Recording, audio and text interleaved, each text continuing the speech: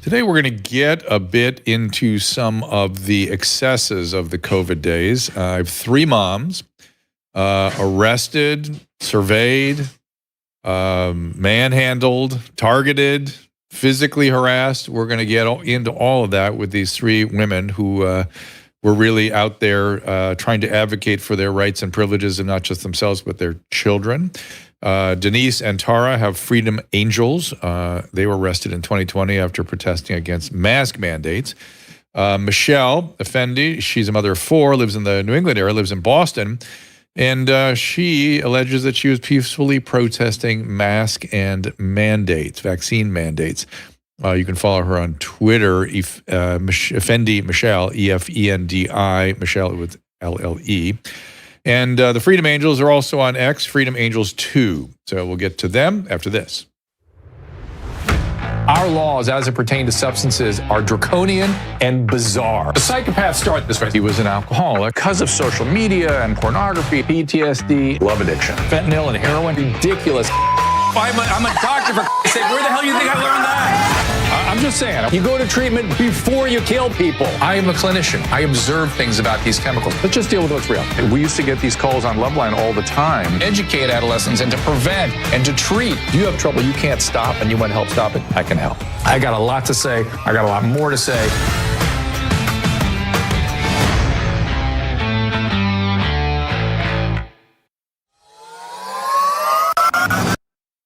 Ladies and gentlemen, it is the holiday season, and our friends at Genucel Skincare want to give you the gift of younger-looking skin with their best sale of the year.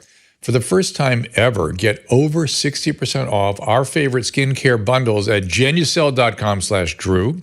Genucel has so many products that Susan and I love. Genucel's XV Moisturizer. It locks in moisture, making dry spots a thing of the past. It's especially great with the colder weather coming in.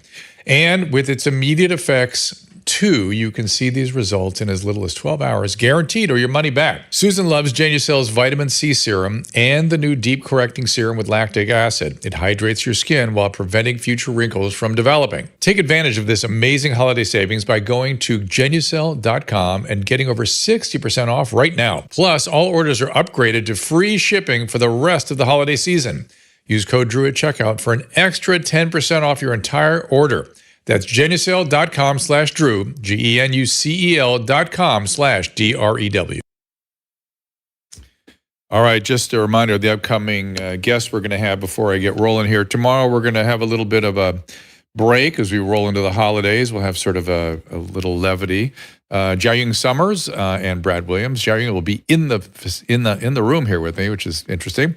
Next week, Dr. Lee Meng Yan, we'll get an update from her. Emily Kaplan, you'll be very interested in her skepticism about a lot of things in the medical system. Sean Baker, Brian Kilmeade on the 3rd, Jim Brewer on the 4th, Roseanne coming in on the 10th, and Dr. Paul Alexander on the 11th. Our crack producer and booker, Emily Marsh, has been hard at work. Today is no exception. Like I said, we have two guests after the break, which is Denise Aguilar and Tara Thornton, which I'll get to them in a second. But first, let me welcome Michelle Efendi, who has a hair-raising story from New England. Michelle, thanks for joining us. Thank you so much, Dr. Drew. What happened? Give us the story. Well, I first want to say, unfortunately, the COVID days are not behind us. I know in your intro you said that this was something, alluded to being of the past. Unfortunately, this is still very much a part of my present. I was arrested 659 days ago, and until now, the charges still have not been dismissed. There's a shorter story, and there's also a longer story. I'll start with the short story. I had peacefully gone to the Massachusetts State House where I formerly lived. Right now, I live in Florida. I do not live in Massachusetts right now, but I lived in Massachusetts my entire life up until a year ago. So I was living in Massachusetts, of course, and I went to the State House. They had finally opened. It was the last State House in the country to open, and that was on March 1st, 2022. This was not a 2020 event. I wish I was I wish I realized what was going on in 2020, but I was a lefty. I believed my government. I thought that COVID was real. I participated in all the things.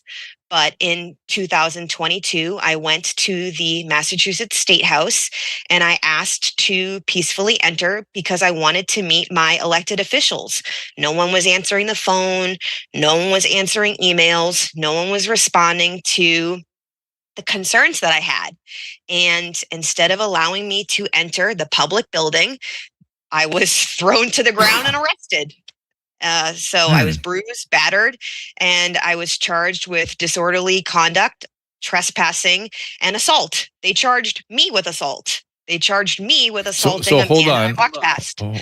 Do we, Caleb, do we have video of some of this? Is that Yes, what I Michelle believe brought us? this is the video. Let's see. I believe this is it. Is this the right one? Well, this is the.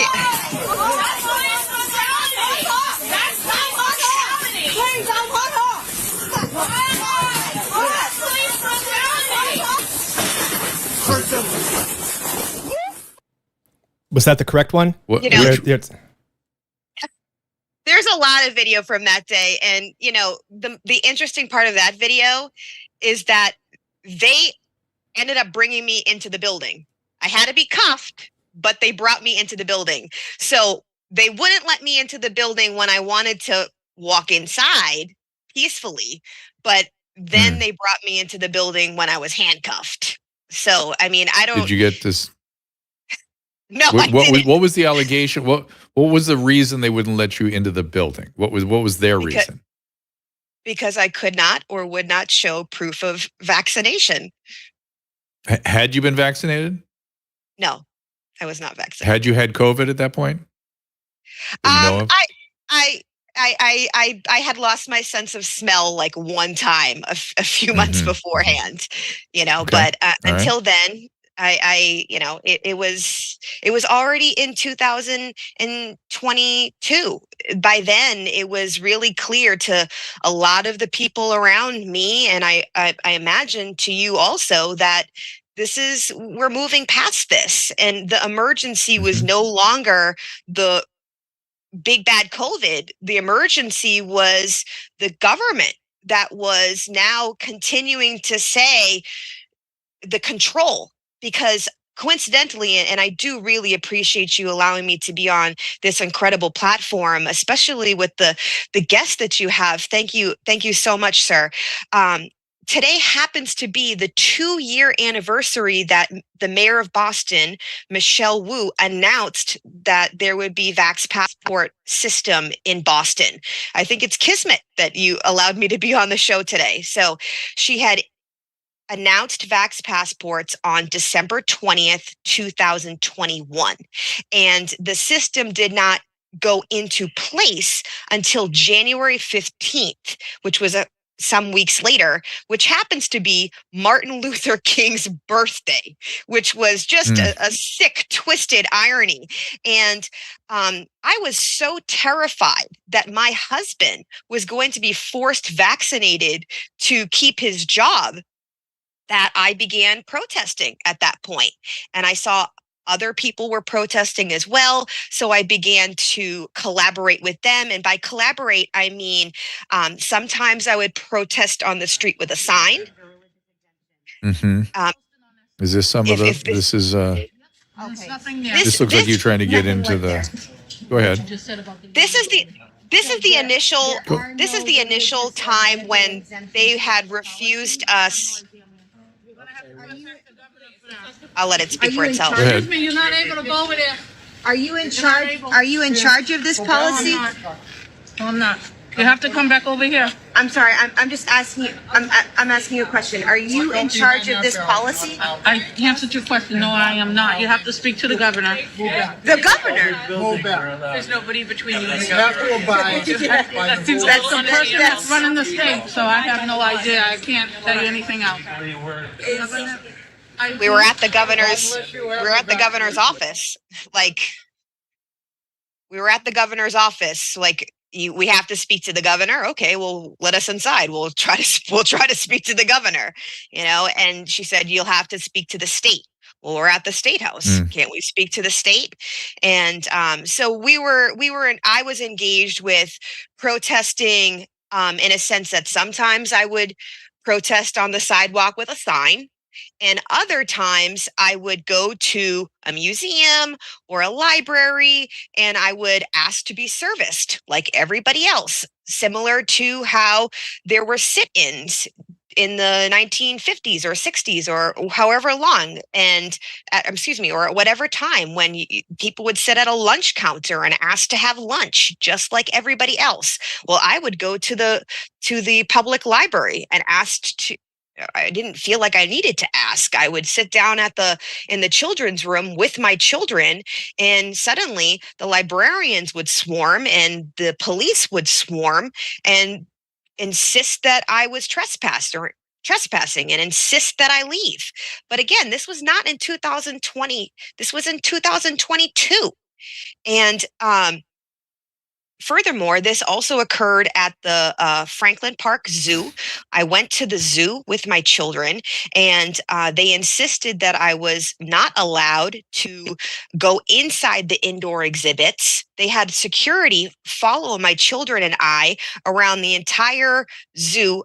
We were allowed to be in the outdoor exhibits, which was humiliating. Because even the animals. So hold on. Well, at least listen, California, they closed everything down. You couldn't even be outdoors here for quite as long, easily as Massachusetts. But what was the allegation? You didn't have a vax. Oh, I understand. Yeah. But you didn't have a vax mandate, a vax passport. Is that the deal? Was that the problem? Yes. Yes. And well, the problem is that this is entirely unlawful. It's unlawful. Yeah. It's unlawful. It's not a law. It's their policy, and separate is never equal. It's not. There's already precedent set that you cannot segregate spaces. You cannot segregate spaces by religion, by medical, by disability. So when we go to these spaces, I don't understand. I don't understand how they got away with the discriminatory practices. New York City had a very serious problem with African Americans getting vaccinated, and they were being excluded from public spaces and restaurants and bars. I mean, it was the most discriminatory policy I've ever seen. And whenever you make an in-group and an out-group, you create trouble. I saw it coming. And now I've got a video I wanted to play, but we can't play it for whatever reason. But it was, showing how the press was just parroting and condemning and making this all about the unvaccinated or the unmasked. And so when did you, what was your evolution in your thinking about this? When did you start waking up, and how did that work? In 2021, I started to have negative consequences because of the mask. I also, with the looming vaccine mandates, I thought that the vaccine was coming out too fast. I am a community organizer, and I was trained in as a trained emergency management volunteer. So when COVID first happened, I actually reached out to my town officials and told them I didn't think that they were doing enough for COVID response. That was in 2020.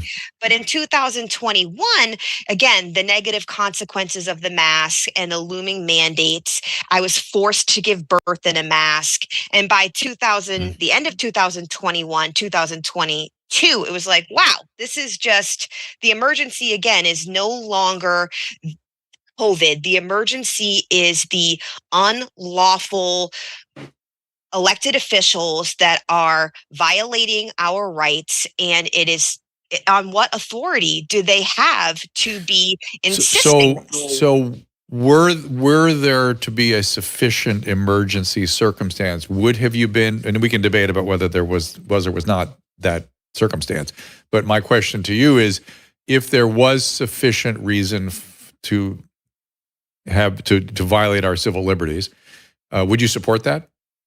Or is that the circumstance that is only to the most dire of circumstance, and it's hard even to conceive of what that would be? Not anymore. Not anymore. There's no trust. Well, no, that wasn't my question. Oh, I Okay. see. So now, because of the extreme overreach, the foolishness of the overreach in circumstances where it make no sense, you don't want anything to do with any emergency where they violate your civil rights. You'll take care of yourself. I believe that these are my God-given rights and they have been violated. Again, I don't think that I've expressed this point yet, but I'm threatened with 6 months in prison. I am every single day. I have my 4 children. One of them is 3 months old. The other is a 2-year-old special needs toddler. And then I have a 6-year-old and an 11-year-old. And I have to be with them every single day. And in each moment, I think, wow, if and when I'm in prison, I'm going to miss this. Okay, because that's And what are the charges exactly? You said it was public disorderly. what was it again? Disorderly conduct.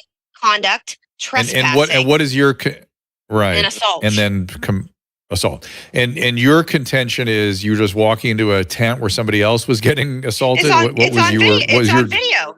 I was the one being assaulted, sir. I was the one assaulted. I did not assault anybody. I walked past a man, and then they've accused me of assaulting him. And they This is me being assaulted by the cop there. Yeah. That's because you were walking by that tent. I walked into the tent. Okay. And there is absolutely no need. It's totally unlawful what they did. And was there some sort of crowd control issue going on at the time? Because it sounds like a lot of people yelling. There were other people that were also being unlawfully refused entry into this public state house. This is not just a restaurant. This is not just about, the baker who's refusing to bake the gay couple a cake. This is the Massachusetts State House that's refusing entry to its citizens. I get it. I get it. I just want to raise all the issues of the naysayers in case, so I can represent them. So they would say things like, was this a big group? Did you intend to make a big scene? Were you in any way obstreperous or difficult before all this we're looking at? Was it a big group? No, and even still, I think that there were maybe like 4 or 5 of us there, and you could only call it a big group because we were being blocked entry.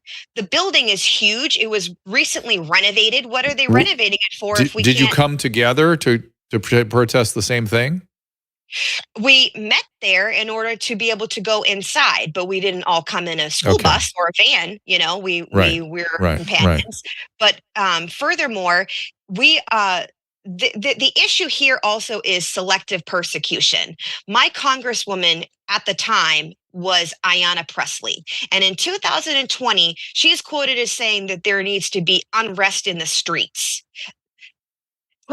Protesters were allowed during the high time of COVID to be able to, they were allowed to go out to spread COVID, if that's what it's called, and to peacefully protest because that's their right to have freedom of speech and freedom of assembly. Okay.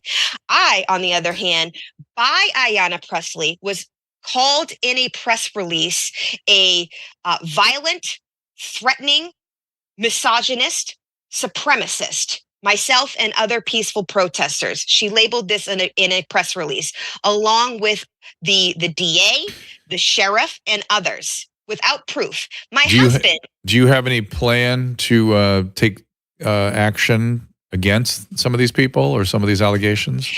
This is a great point that I appreciate you bringing up. So I recently had to end my relationship with my former lawyer, and this interview couldn't have come at a better time because I really do need to have a more experienced legal team that is very committed to standing up to these draconian, unlawful measures, because this involves very, very high-powered officials who are involved with persecuting people, and there are rotating corrupt judges, and I should have already had my charges dropped years ago, whereas other peaceful protesters already have.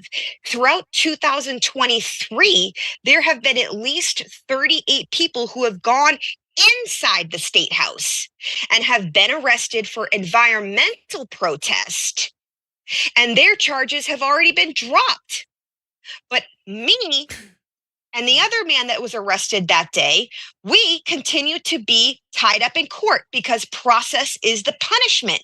These people are violating our rights.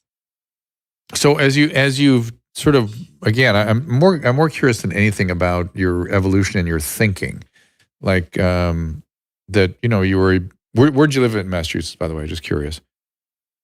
I've always lived minutes outside of the Boston area. If you're familiar with that, in the greater Boston area. So you're in Framingham or something. You're out No, there. You're out that way, or you're out the other way, Belmont.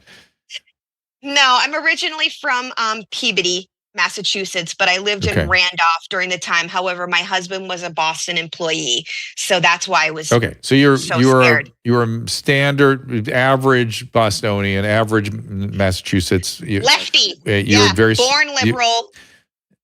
Right.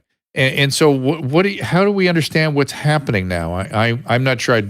I'm sort of always been kind of moderate, but I'm still trying to understand what has happened. The frame has moved in a strange direction, and people are getting caught in it, and you seem to be one of them. What do you imagine has happened here? What's your interpretation of this? The forced vaccination broke the camel's back for me. That was just to me. It was a human rights violation. I couldn't believe it. But why don't other people who are liberal see it as such? I think namely your mayor. I believe that I think that they're for the politicians. I think that they're being paid to do what they do. I mean, that's just what it is. And for her, she's in a lot of hot water right now, and I'm glad that she is, because what she's done is incredibly evil. I'm actually one of the people that has been targeted by her. There over the summer, a list came out of 15 or so people that were named as peaceful people that had their names sent to the police, and I'm one of those people named. I've been persecuted, and that's why I don't think I'll ever be given a fair trial. Not like any of this is fair or lawful. Well, I appreciate you telling the story. Where would you like people to go if they want to support you or help learn more, other than Twitter? There must be. You have a website set up, or? Not at this time. However, again, I really do appreciate this opportunity. I do have a Twitter thread set up of all of the legal documents that I've been able to compile. I've been digging through public record searches. It's been 2 years, and I have not until now asked for a dime. But at this time, I do have a fundraiser set up, because I just never would have expected it to go this far and this long, and it just drags on. So at Efendi. In the meantime, you're trying to raise and homeschool 4 kids, right? That's the other problem, is that the judge now expects me to go back to Massachusetts, and that's just financially impossible for me to do. So it's Efendi Michelle, Efendi Michelle, Michelle. This stuff is deeply troubling. It really is. I didn't see any of this coming. I just wonder what the mayor would say, what the reason is, what the how they defend this. I just always try to look at the other side and understand it, but I can't. It's hard to. They claim what? They claimed that we were supremacist, and my husband is a Muslim Asian man. I was married in a mosque. So, they're just lying and threatening and using projection, and it's just whatever lie will do. And my children are half Asian. The mayor is Asian, an Asian woman. So again, they just were throwing whatever lie they could at the dartboard, and it's just fiction, unlawful fiction. And meanwhile, that's why it was important for me to come on this show and try to state this case, because more people need to be aware of what is happening. And it's not just me, because if I'm convicted of these crimes, then it will set such a poor precedent for others, because trespassing just for being unvaccinated, that's something that everybody should be fearful of. Susan, you have any questions? I hear you moaning over that. I go, ugh, It's very emotional. Yeah, it's awful. Well, I hope you find the right attorney, and everybody, maybe can get some help on your Twitter. Just, stay strong and do your best. And yeah, if you have updates, you can come here and give them the updates, and we'll watch your stream on Twitter and see where this goes. It's you've gone from being a Massachusetts citizen to being an unusual freedom fighter of sorts, right? Isn't that your new job? Yeah. Is that your new job? Along with breastfeeding, it's my new job. Yeah, it's the baby. Yeah. I think lean into the mom aspects of this. I think it particularly lands when you realize what are we doing? What are we doing? Well, that's the thing, is that I couldn't, it is also humiliating, because that I need to show my pictures of my children, because if I'm only just showing myself face planted on the cement, then that's not gonna give me the exposure that I need. So I have to show that my children need me, and this is who they are, and that I can't be flying back and forth to Massachusetts for 5-minute court hearings, that this is not just this doesn't just affect me, it affects all these other parts of me, and it's important. You might want to the group that's doing the Biden versus Missouri case, Dr. Blanking Cariotti. Dr. Cariotti. Do you know who Dr. Cariotti is? wait, is Tom Renz working with him? I don't think maybe, but Tom Renz would be another source. That'd be another good place for her to go. So what about Mark Garagos? I would love any connections that you could please provide me. Yeah, do you have your stuff summarized somewhere, like in just a paragraph, so people don't have to spend, you give these people are busy. I don't want to give them a lot of. I have a Twitter. Yeah, I have a my pinned post on my Twitter account really speaks for itself, with just like the graphics and that sort of thing. And I send that to our producer. If you copy it and send it, and then we can send it on to a couple of these people and see if there's anything we can do. So, Michelle, thank you so much. Thank you, and Dr. speaking, God bless you. Yeah, of course. Speaking of moms, we're going to lean into a couple more moms. We each have a very distinct and interesting story on this. What? And Drew, Caleb. before she goes, look at this. This is wild. I haven't seen this on any account that's like just a legitimate, just a person. When I go to her account on Twitter, it says it may include potentially sensitive content, like it's some sort of like a porn star account. Like what is that? That makes no sense at all. Is that just because of the protest? Do you maybe the videos up there? It's happened to me before. The thread that I put together to send to your staff and any other media was all labeled sensitive. So the thread that I put together to describe my arrest and the monitor, because I've been monitored online and off by social media. And I've been monitored online and off by the government. I have public records that show that. And that thread became marked sensitive. And now, right before the show, I put together a new thread. So I guess it doesn't surprise me that this has happened. And it's very sad, because that's the new sensitive content. I'm trying to. Caleb, we'll probably get dinged too here. Oh. You can expect it. Sorry. Yeah, wow. That's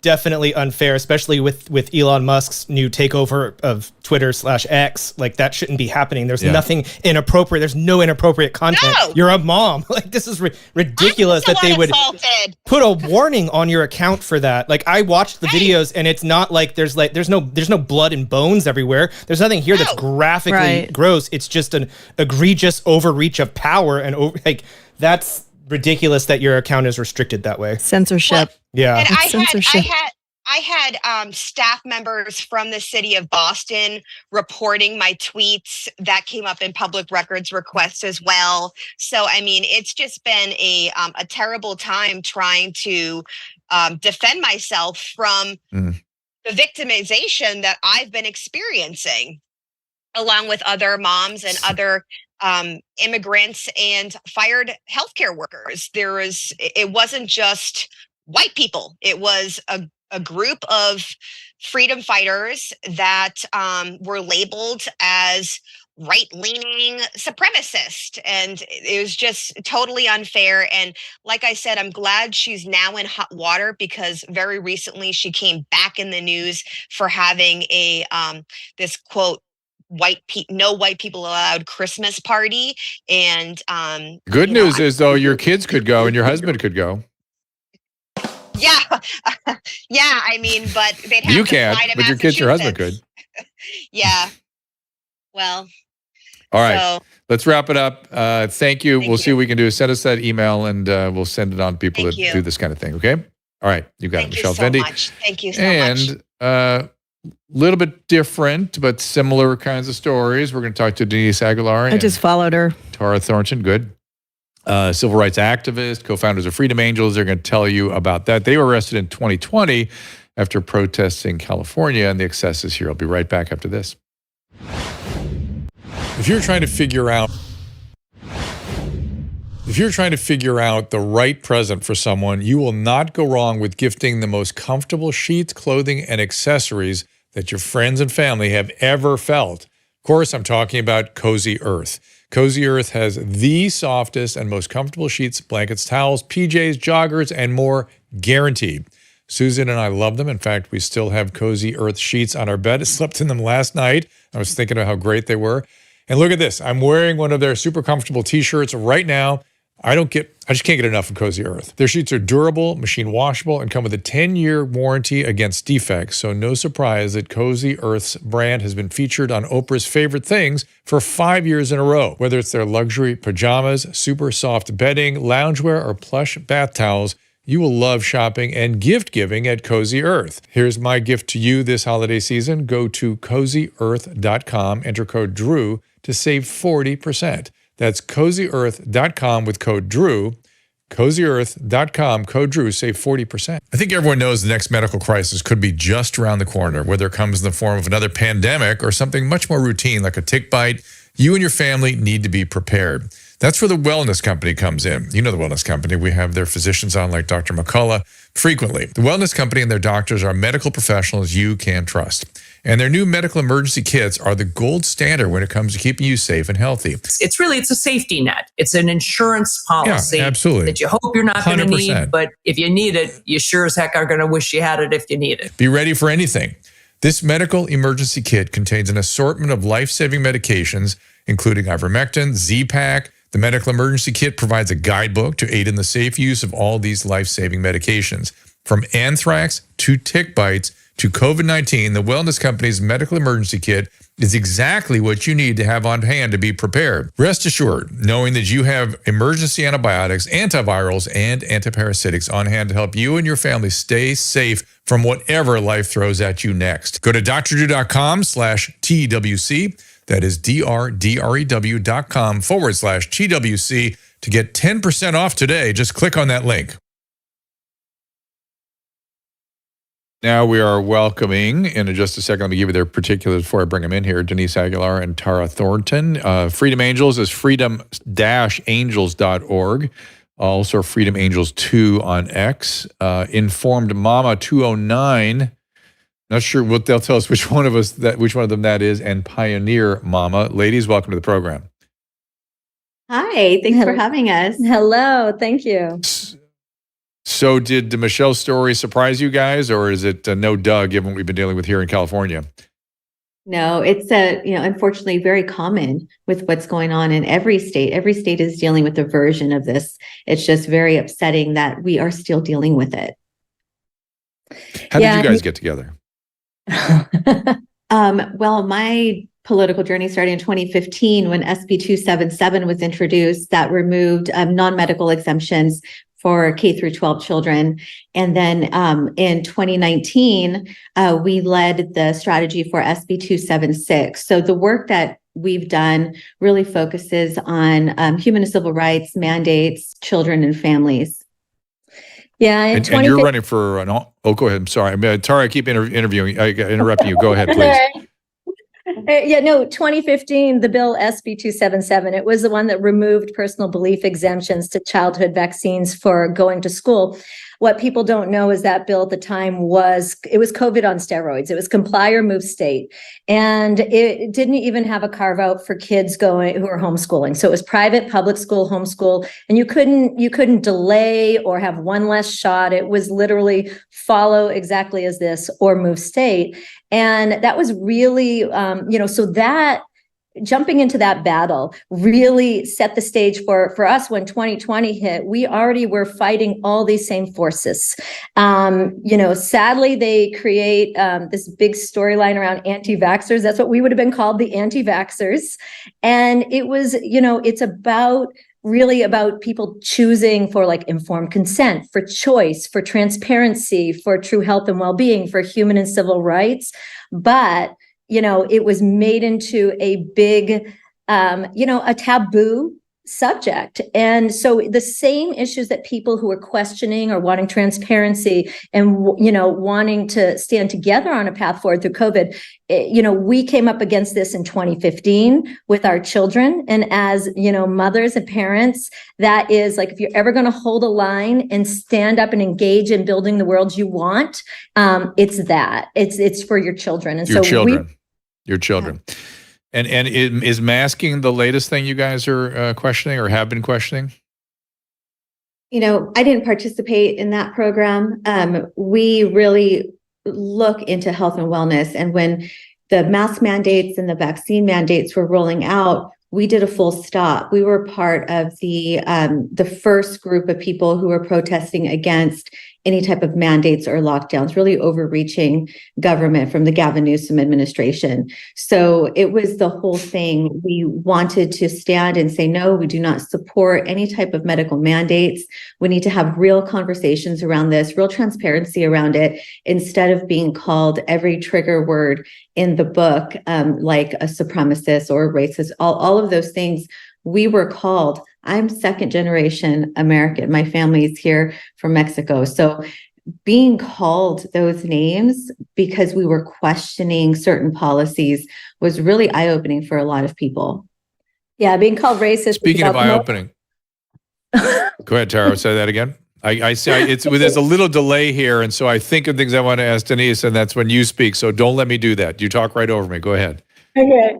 Yeah, it's very racist to be called racist. And my family's mixed race, my child and his father. And I mean, if you're ever going to have proof of being non-racist, it's being in a mixed race marriage and kids. But really, for us, when the lockdowns happened, Freedom Angels held our first protest at the California Capitol in April of 2020. And then on May 1st, we held a really big one. And, for me, it was a big deal. That was my son's 10th birthday, May 1st. He was born in 2010, and he was a miracle baby. And when I was pregnant and had my child, I like most parents, I made the commitment, like, I am going to protect him and build the world for him that I want. And I never could have imagined it was going to include things like having to be a freedom fighter or having to stand in front, stand up and protect him in a manner of by protecting our First Amendment rights to peacefully protest and being arrested. I never could have imagined this journey was going to be part of being what it is to be a parent, a mother, to protect children.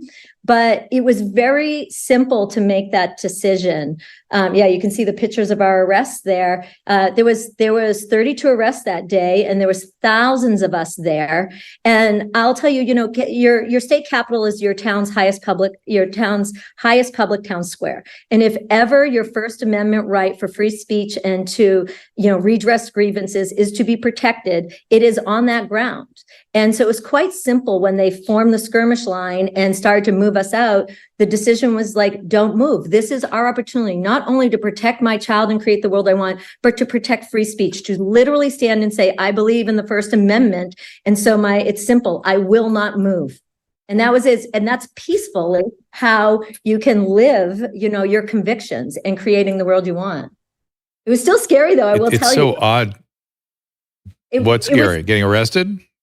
No, none of this. I've never been, Denise and I talk about this. We've never been scared in any of these moments because it's truly, you feel guided by God. You feel the conviction of it. But the next day it was hard on, May 2nd to wake up as we were the evil face of the COVID resistance globally. And, but yet, you win the day, I think, when you see just regular people, moms in dresses, peacefully being arrested. And our message to people is, if we can do it and we're still standing, you can do it too. Like, be brave. It's so odd to me that a country that was founded on freedom, where that was the major sort of inciting motivation, that if people stand up and fight for freedom today, they are somehow anathema, they're race. Something's wrong with that. That to me is just the oddest shift. And Denise, your path to all this is interesting, right? Yeah, I wasn't always into politics. I actually, I was a very active gang member in Stockton from the age of 12 all the way up to 2012. I was in the streets. I did all the things, all the violent things that gang members do. And my husband actually introduced me to the vaccine program in 2012. And he said, I think you need to read this insert because the kids are always sick. So I thought he was a crazy conspiracy theorist. I was like, tell me everything. And I went home and I downloaded my children's medical records and I cross-checked it against the insert. And I was really upset at what was going on. And he took me to my first protest for SB 277, where, I grew up Catholic and Democrat. And I never really paid attention to any of it. When I went into the Capitol building, I saw how disrespectful the California legislators were, spitting on children, keeping us out of the building. I never expected that from an elected representative. And from my background, I'm a street organizer. And so when I experienced that firsthand, and I experienced and saw the kind of horse trading that happened and the money for votes, like the pharmaceutical companies gave one of the senators, Richard Pan, $95,000 during this bill. It was really eye-opening for me as to I have missed out on some really important things. And from there, I started talking to people in my community. I started talking to other moms, and I experienced certain things within the medical community that really upset me, of how much they pressure mothers and how much they create this very scared environment that you're scared to say no, or you're going to have CPS called on you. And so I took my experience in the street organizing and I started organizing the moms. And that's where Tara and I in 2019 got together and we decided this is enough. Enough is enough. We want representation and we want course correction. We are not extreme in California, and we're going to work towards bringing some kind of correction of these horrendous laws that got put into place. And you're going to run for office, correct? Yes, I announced my Assembly District 13 race. This is San Joaquin County area, Northern California. Mm-hmm. How's it looking? Good. Tara and I have worked so deeply within the community with town halls and showing people that they're fully capable of getting involved in politics. They're fully capable of reading bills and laws and being involved, and giving them the ability to see that there's power in their voice. And we used to have a really big social media presence through FOIA requests from Judicial Watch. It showed that the California Secretary of State sent a request for Facebook to censor us on Instagram. So we have been working really hard through that type of censorship. I think I'm like on my 11th account, but the polls are in and people are done with not being represented. They're done with the extremism that these legislators and the Gavin Newsom administration have put forward. And so it's looking pretty good. we have an opportunity here to look past party lines and look at the votes and look at the issues and stop playing the game of Republican and Democrat and really start getting involved in politics. God, I hope you're right, because I've lost faith and trust in the California voter.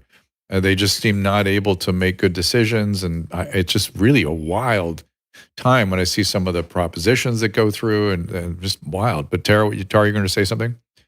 Well, yeah, that's because people are disengaged. It's, the civic engagement has been, not fostered in education, in community, and that's really what has been caused the problem here. The elected representatives have a responsibility to hold town halls, to inform their constituents of what is before them, what bills, what issues. But it's also on us, and this is why community organizing and networking is so important. It's on us also to be civically engaged and not only, demand that we know what's going on and that we have a voice at the table, that we're truly represented, but that we stay involved. Just like when you wake up and brush your teeth, you kind of have to have civic engagement as part of your life. And, one thing we'd want people to know is there is absolute hope. We have lost more battles since 2015 than, most people would even want to battle, but we have had historic wins and on the worst terrain, which is California. We look at things like with terrain theory, like assess the terrain. If you're talking about health, same thing. If you're talking about politics, look at where you have strong terrain, where you can move protections for children, for families, for human and civil rights. But even in the worst of terrains like California, and I say worst because we are so polarized here, that is not a true representation. I think one of the things we're so grateful to be on your show is what we'd want the world to know is that the people of California are not extremists. That the extremists in the leadership of the legislature and the executive branch don't represent the vast number of people. And we know this because we've been organizing from the ground up across the whole state, that we are, real California, just like most people, and most people are aligned more than not aligned. That these issues that have been politicized in practice on the ground, in community, in conversation are what we all know. They shouldn't be politicized. Everyone pretty much wants a balanced path forward for their children, their families, and that means your community. So there's good hope, and we've had some great wins. Yeah, I've always wished for a pragmatism here in California that's just been lacking. I mean, anything of a solution. I mean, homelessness being the prime example, there's the easiest thing to point at. I mean, that's a manageable problem. I know exactly how to do that. No, they'll have none of it. No. Well, this is where you should work with us. Honestly, people don't realize that there is, because we work in grassroots organizing, and you have to look at all the pieces. And we get in there, and there's bills that we'll be working on, and we're like, gosh, we can talk on this medical part. And we have these great doctors like Aaron Cariarty would be one of our expert witnesses, but we're like, you need to be in there with us more. Like Dr. Drew, if you walked in to some of our hearings as an expert witness and brought the spotlight, more importantly is you're bringing a spotlight and a request for balance and reason, that will have more political power than you realize. You, Joe Rogan, Elon Musk, you wouldn't even believe what you could do to help turn things around and bring the course correction. Susan will kill me. Susan will kill me. She's but as long as he doesn't run for governor, it's okay. So, all right, I'm willing to do that kind of thing. I just feel a constant. I got to do something. I got to do something. The homeless thing was what first mobilized me. It's like, these are my patients dying on the streets. This is treatable stuff. What are we doing here? And in like 2018, I was up in Sacramento. I accused them all of being murderers because they are. This is negligent manslaughter. It's negligent homicide. It just is. That's what that is. And they're running open air hospitals without doctors and nurses. In fact, they're forbidding doctors and nurses, and they're making poor social workers who are not trained to do this manage severe medical and psychiatric cases. So now they want to vaccinate the shit out of these kids, and the moms are pissed. So let's not let it happen. And that's what we want the message to be that if you want to do something, you can do something. This is going to be a multi-layer issue, right? There's so many different issues happening in California. And because we're not paying attention for so long, it's going to take a little bit to course correct. But well, it seems like the number one thing needs to be taking the wind out of the rhetorical sails where people cannot be called supremacist and racist and not caring about other people. All this stuff that gets leveled, that needs to be fought back hard. Because that is not only disgusting, it's insulting. And it's just ridiculous. So it's stop it with the childish stuff. Stop it. If you have a problem with what you guys are proposing, let's get into it. That's fine. But stop it with the name calling. That is just disgusting that has any merit whatsoever. So, but Denise, I mentioned that you had a interesting story, to where you are now. I wasn't really talking about vaccines. I was talking how you got out of the gangs and off the streets. Because I don't know that story. So how did that evolution occur? And what do you do to help other kids? Well, politics really changed my life. My husband really changed my life by getting me involved in something that was outside the box that I was told I had to fight in. This was a generational thing that I was involved in, to where I saw my brothers, I saw my family members. This was some place that I knew that I had to be. And I didn't know anything. I didn't know any different. This was just the street. Yeah. Yes, it was just a cycle. At 12 years old, I got jumped in. In middle school, I got expelled for having guns and drugs in my backpack. I mean, I was the all in it kind of person.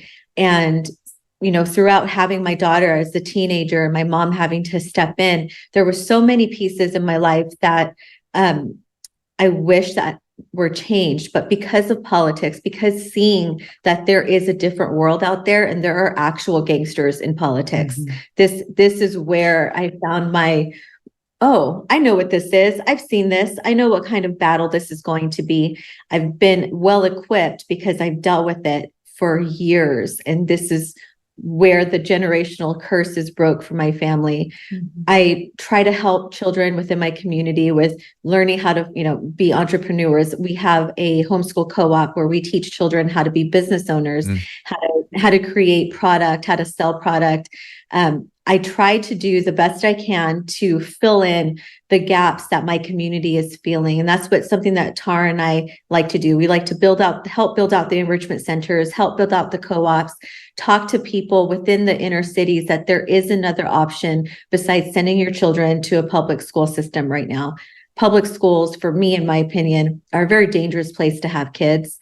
And we can't fight the policies while our children are in the front line. So in all the years of being in a violent situation, being a teen mom, being away from my family, having all of these decisions, I have been able to take that experience and take it to the Capitol. I have never seen the type of extremism that I've seen working in politics.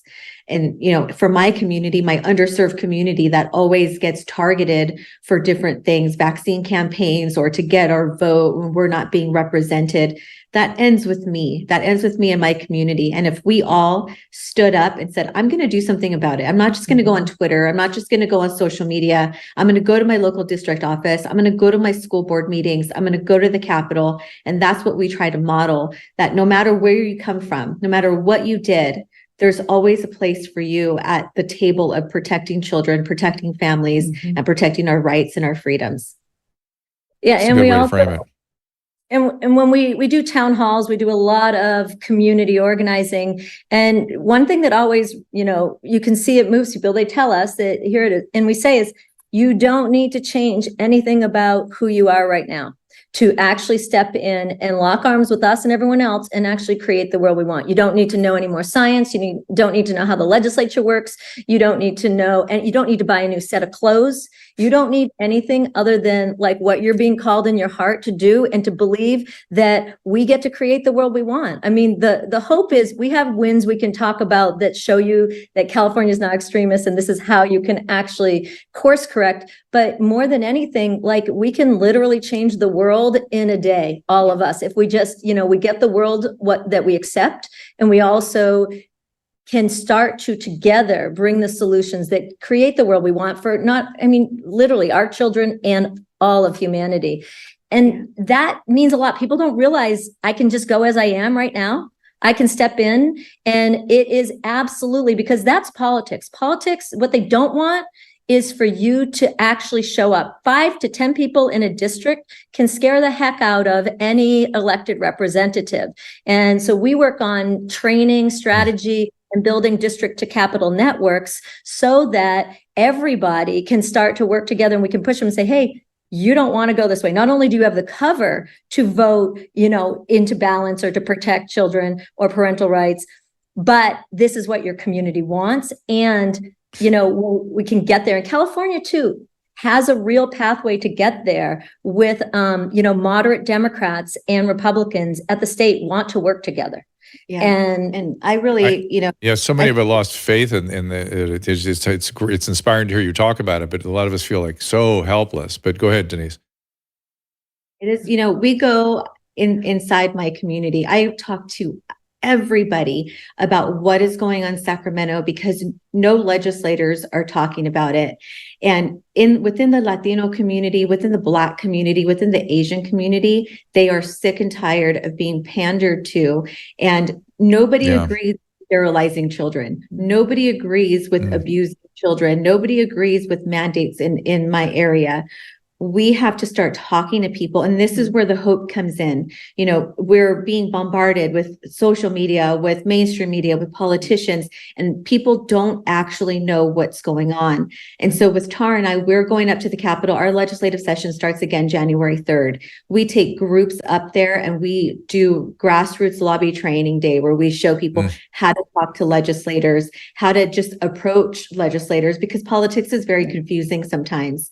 But our goal and our mission is to talk to everybody, talk to people. They want to know. People are hungry for the information. And when we're talking to my neighborhood Latino event that's going on, I tell them it's not just one demographic. It's not just affecting Latinos. It's not just affecting the Black community. It's affecting all of us with our children on the forefront. And that's the common ground that we can come to, is that children should always be protected. And when we walk into many of the moms. Yeah. Oh, yeah. Well, and when you walk into we walk in at the Capitol, the beginning day of session, there's no bills that are out yet, right? We're waiting a little bit for the bills to come.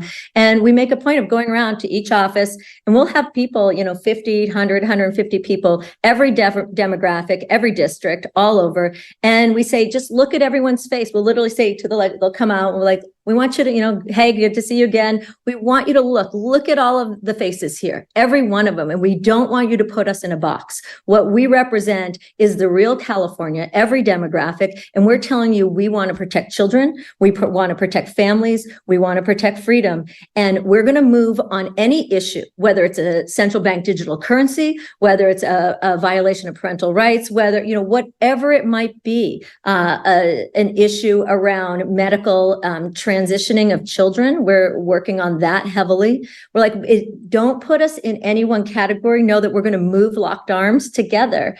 And this is how we've won. I mean, when people will sleep a lot better at night if you start engaging in the work to actually course correct, because it's important that we use microphones. One thing that we all pray for on the ground and the work we're doing is for the big microphones to spotlight in, so that the legislators feel that pressure as well. And that gives them the cover to move in the direction to balance that we want. So, it's really, you'll sleep better at night engaging, but we've won in 2022.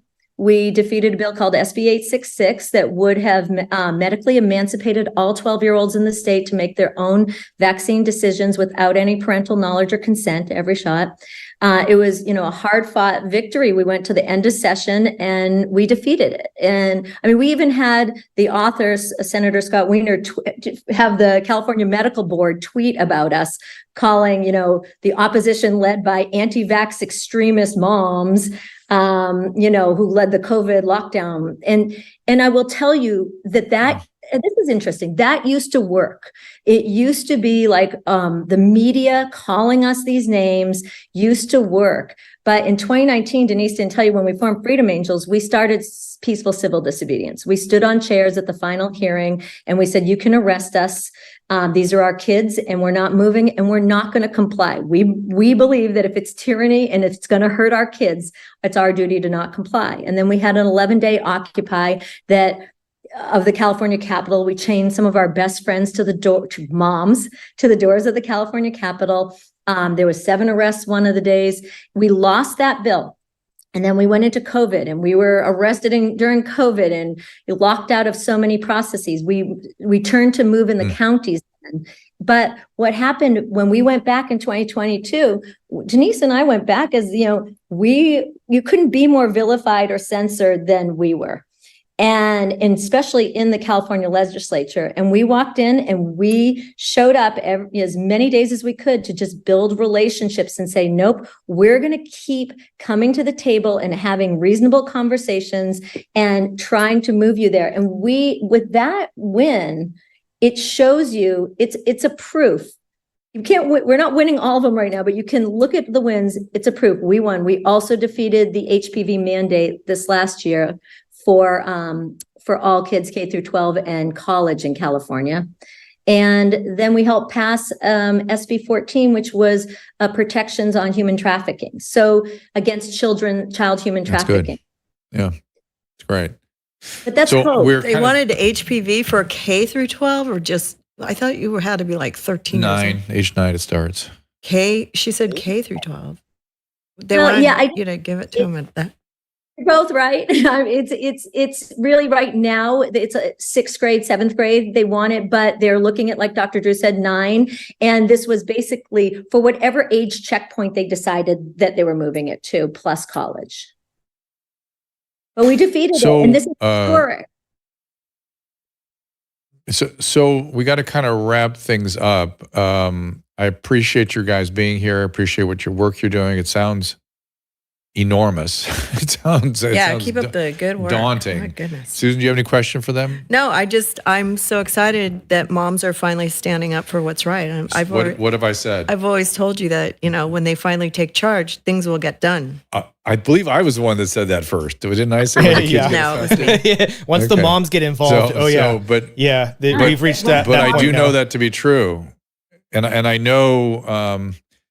The difference between a mom and a pit bull is eventually the pit bull lets go. And so I like to see you guys in action. What's that, just Denise? Snorted. In 2012, when I decided to make that decision to walk away from that lifestyle, that was a really hard decision. That was a decision that could have been in harm's way because I decided to leave. Yeah.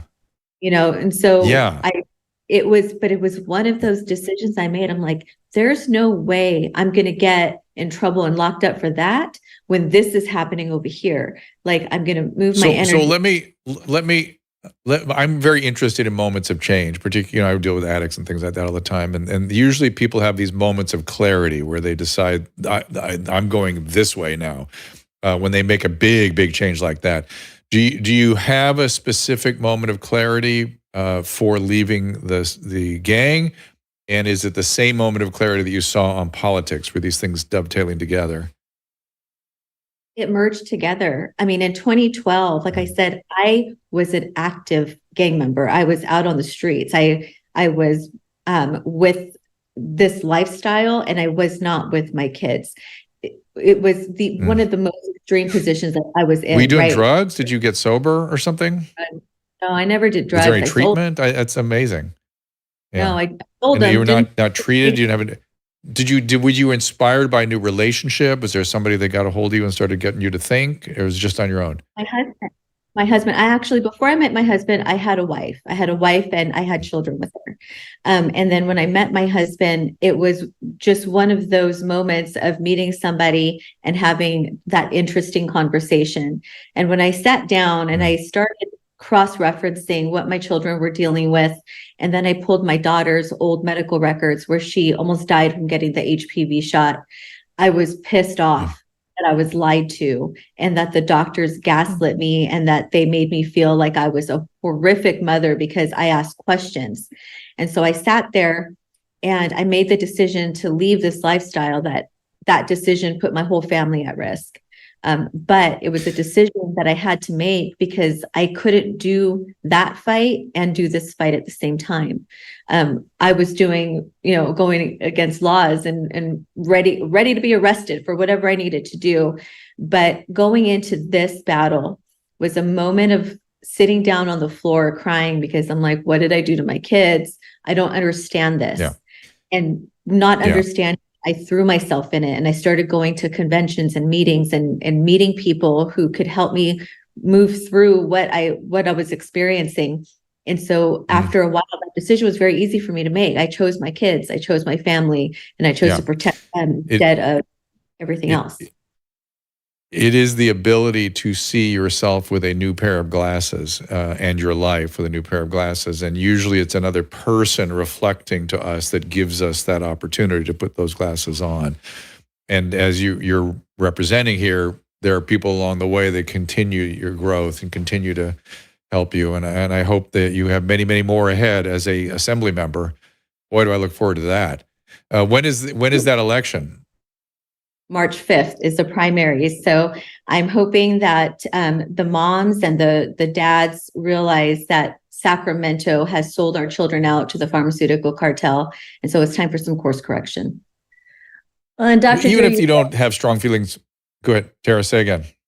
Well, back to what you're saying about a different lens to view life. I think that's actually one of the big blessings of the COVID lockdowns is it gave so many more people a new lens. And I always think that, that feeling of like, wow, anything's possible. There are no rules in a sense. We get to, on the bad end for the COVID lockdowns, though actually if you hold that perspective, you're like, you know what, anything is possible. We can, and it is like, what is the meaning of us even being here in existence? Like all through humanity, you didn't ask for, I'm all for society, but society that's a support structure and not a cage and that takes care of each other. And I think that, if we end up looking at like it that way, that we can change. This is what we're here to do. We're here to build the world we want. We don't have to accept things that are broken. We don't have to accept a world that we have no power in. We absolutely do. And especially if we lock arms together, then we can help each other because it's like in the wilderness, we're together and we can like pioneer this path with each other and figure it out along the way. And then we get to reimagine, including medicine. And medicine has failed us. And you want people to go to Angels. Let's see if we have it. We have Freedom Angels too, but what is the website if the people want to participate? freedom-angels.org. And if you sign up for our email blast, we'll send you out the dates of where we're going to be in Sacramento. Right. All right, ladies, thank you so much for joining us. And hopefully, Susan, anything before I wrap this up with them? Anything you want to go out to Sacramento with me? And she's come on with the moms. Yeah, come. And then we're going to have a hangout party after. She said yes. See? Okay, sounds good. She's in. Well, if you get her in, I'm in. So it's pretty easy. All right, guys, thank you so much. We'll see you soon, I hope. Thank you. Bye. Bye. Keep up the strong work, ladies. Tomorrow we are in early. Again, we're going to have a couple comedians in tomorrow. Zhao Ying Summers. She's a Chinese comedian. But she unfortunately, Susan always wants her to talk crap about the Chinese government, which she cannot do because she works in China. Yeah, she's got a TV. She doesn't want to get disappeared. She doesn't want to get disappeared. You'll get to talk to Dr. Li Meng Yang. What's that? I was reading about her a bit, and apparently she has over 1 billion views on TikTok, and yet she already was banned for like 3 full months off of TikTok herself. There's a lot of story behind her. She's been very interesting. They banned her, they banned her account China? On TikTok entirely, is what I read, for 3 months as she was coming up. Banned her account entirely, and she somehow got it back, and now has over 1 billion views there. So she has a lot of stories, a lot of stuff from China as well. She's so funny. Caleb's excited about the social media presence there. She's a friend of ours, and she's very, very funny. And she's got a lot of interesting insights. She can talk about, all the craziness of this country from her perspective, which is really interesting. And then Brad Williams comes on back as well. Okay, Brad, what do you want to say, Susan? You're looking poised. There you are. And Jiao Ying, Li Mengyan, and then Emily Kaplan next week. All right, everybody, we will see you at noontime tomorrow. Ask Dr. Drew is produced by Caleb Nation and Susan Pinsky. As a reminder, the discussions here are not a substitute for medical care, diagnosis, or treatment. This show is intended for educational and informational purposes only. I am a licensed physician, but I am not a replacement for your personal doctor, and I am not practicing medicine here. Always remember that our understanding of medicine and science is constantly evolving. Though my opinion is based on the information that is available to me today, some of the contents of this show could be outdated in the future. Be sure to check with trusted resources in case any of the information has been updated since this was published. If you or someone you know is in immediate danger, don't call me, call 911. If you're feeling hopeless or suicidal, call the National Suicide Prevention Lifeline at 800-273-8255. You can find more of my recommended organizations and helpful resources at drdrew.com/help. So I quit SiriusXM to go all in on comedy in March of 2020. Okay. And I was left in a situation where I had no income, no job. It was pretty catastrophic. But your husband's okay. He's working. He's not really into working. That's not, and what's, okay. You don't get to have 6 kids and not be into working. No, well, okay, so it's a lifestyle, Drew. It is! Shut up! Thank you.